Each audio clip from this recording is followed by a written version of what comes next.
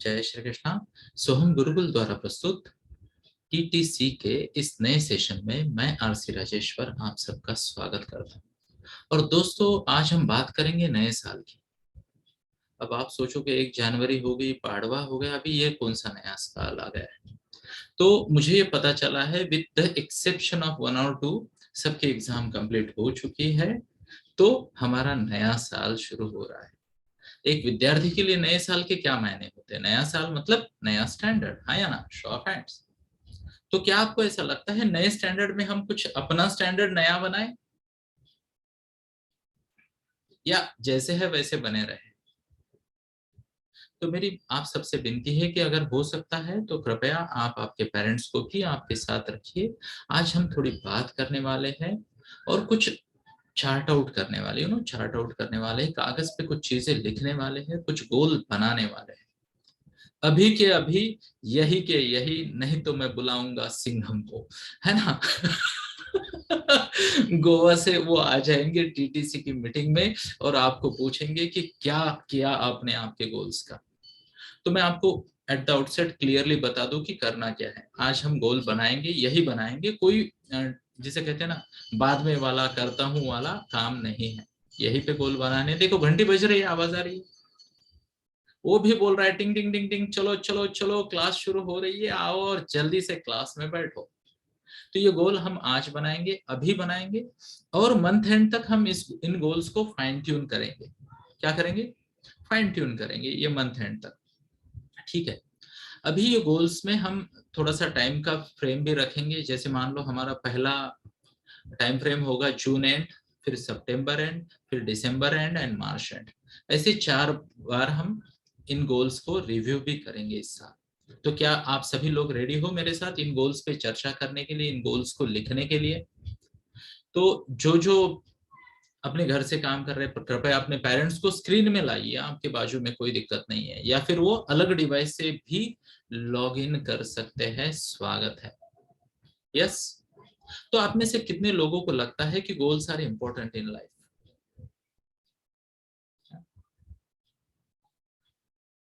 मैं आपको बताना चाहूंगा दोस्तों, Conor Neill, one of my coaches, he said कि people do not fail in life, they fail to set right goals in life. People do not fail in life, they fail to set right goals in life. गलत goal मतलब क्या? गलत जगह पहुंच जाओगे तो failure तो पक्का है, हाँ या ना? और आज हम कोई ऐसे बहुत बड़े बड़े गोल्स की बात नहीं करने वाले, छोटे छोटे गोल्स की बात करेंगे। और आपको क्या करना है, जैसे मैं बताता हूँ, आपको यहाँ पे बैठना है और उस गोल पे चिंतन करना है, कागज पे उतारना है। आपको कुछ समय दिया जाएगा और वह गोल हमारे साथ भी शेयर करने हैं। तो सबसे पहले तो please show me your diary and pen. Thank you, would like to see everyone. And मैं रिक्वेस्ट करना चाहूंगा डॉक्टर मैम और अक्का को कि वो एक बार चेक करें कि सबके हाथ में यह है। यस। पेरेंट्स अलग से भी नोटबुक लेके बैठ सकते हैं अगर उनकी इच्छा है तो, हमें कोई दिक्कत नहीं है। पेरेंट खुद के भी गोल बना सकते हैं, मैं मेरे बना के यहाँ बैठा हूँ, यस। तो let us start with the first goal. आपको एक गोल तय करना है, आपको एक गोल तय करना है। वो गोल आपकी हेल्थ के रिलेटेड है। What's the word? आपकी हेल्थ के रिलेटेड। ओके। तो आपको क्या करना है? क्या आप, प्लीज नोट करना, ध्यान से सुनना है, क्या आपको आपकी हेल्थ रिलेटेड कुछ चैलेंजेस नजर आ रहे हैं? अगर नजर आ रहे तो वो चैलेंजेस, 2 या 3 चैलेंजेस आपको लिखने हैं। अगर आ रहे तो मान लो किसी को साल में 3 4 5 6 बार सर्दी हो जाती है, चैलेंज है, हाँ या ना? यस, हाँ या ना? बस कोई बार बार जिसे कहते हैं बीमार पड़ता है, या किसी को ज्यादा देर तक बैठने के बाद जिसको कहते हैं कॉन्सेंट्रेशन ड्रॉप कर होता है, या फिर स्टेमिना फुल डे जिसे कहते हैं ना, आपके गोल की तरफ बढ़ने में आपका साथ नहीं देता है। यस। किसी का वजन कम है, किसी का वजन ज्यादा है, हाँ या ना? यस। तो अगर आपके हेल्थ रिलेटेड या आपके ओवरऑल पर्सोना रिलेटेड कुछ चैलेंजेस है, तो आपको वो एक साइड में लिखने हैं। On the left side you will write the challenges, या फिर आप चैलेंजेस पहले लिखो और चैलेंजेस के नीचे आपको लिखना है कि आप ऐसा क्या करोगे जिससे ये चैलेंज इंप्रूव हो सकता है। क्या मैं मेरी बात को आप तक पहुंचा पा रहा हूँ? यस। तो मान लो अगर वजन की बात है तो आप टारगेट रख सकते हो आपका कि ये मेरा आइडियल वजन है, 1 साल भर की बात है, हमें ऐसा नहीं कि कल ही कुछ मैजिक दिखाना है ना। ओके, या फिर स्टेमिना की बात है, आपको लग रहा है कि आप दिन में एक 7-8 घंटा कॉन्सेंट्रेट कर पाते हो पर आपको 12 घंटा कॉन्सेंट्रेट करना है। ओके, प्लीज नोट करें ये सब जो गोल सेट होंगे ये बेस बनेंगे हमारे यहाँ से लेके अगले मार्च एंड तक के आपके साथ डिस्कशन का। क्या मैं मेरी बात को आप तक पहुंचा पा रहा हूँ? और ये अलग अलग सभी पैरामीटर पे या सभी स्पोक्स ऑफ लाइफ पे ये गोल्स हम आज सेट करने वाले हैं। तो क्या आप रेडी हो? Show off hands. अगर आप रेडी हो तो कृपया 5 मिनट का समय लीजिए और अपने हेल्थ रिलेटेड चैलेंजेस को या फिर आपकी इंप्रूवमेंटल एरियाज को, अगर चैलेंज नहीं है तो इंप्रूवमेंटल एरिया तो पक्का है, हाँ या ना? यस। तो चैलेंजेस को या इंप्रूवमेंटल एरियाज को लिखिए और उसके सामने आप ऐसा क्या करोगे जिससे ये गोल अचीव हो सकता है वह लिखना है। क्या मैं मेरी बात को आप तक पहुंचा पाया? Show off hands. तो कृपया लिखना शुरू करें। धन्यवाद। पेरेंट्स को रिक्वेस्ट है कि कृपया आप इन चैंपियंस की मदद करें आपके एक्सपीरियंस से। यस। अभी तो हम फिजिकल हेल्थ की बात करेंगे, अगला पैरामीटर थोड़ी देर बाद मैं बात करूंगा आपके साथ। Thank you. जय श्री कृष्ण।